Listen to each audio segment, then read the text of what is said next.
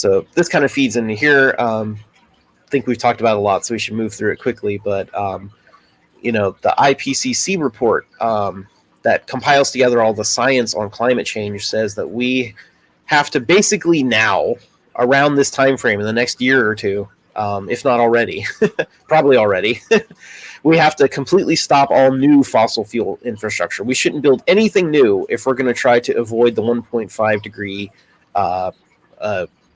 point, which is where climate crisis could really begin to accelerate into really, really bad territory.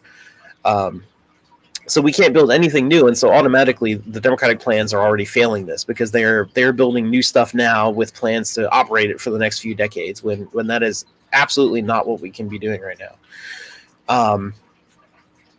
In order to maintain the best likelihood for the best outcomes, we really need to we need to stop the new fossil fuel infrastructure now, and we need to, in about a decade or so, around 2030, 2035, move to fully renewable energy and end our carbon emissions and all, to have the best odds at remaining in that range under 2 degrees Celsius, which is not ideal, but it's something that humanity could adapt to and rebuild from. If you get much above that, that's where things, it starts to get even worse. The outlook gets worse and worse and worse with every 1/10 of a degree that you go up. So it is very important to keep this number as low as possible, and we really are running out of time. It has to be done in the next decade or so. But the Democratic projections are always 2050 or later, and of course we see why, right? Because they're building new fossil fuel infrastructure. They expect to work for 30 years, so they say, well, 30 years in the future, I guess we'll deal with it.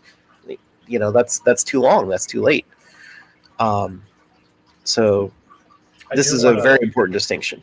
I do want to throw up this one comment by Grant Klassen.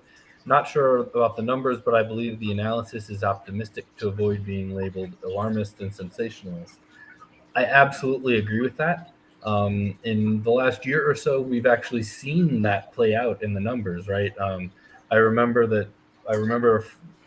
reading, like I said, in the last year or so, that we're finding that the Arctic is warming actually at twice the pace that our models use, right? And so our models are based on relatively conservative estimates of the problem. And when we're doing that, it's going to make it, even harder for us to know what exactly we need to do, in order to avert this crisis and survive long term as a species.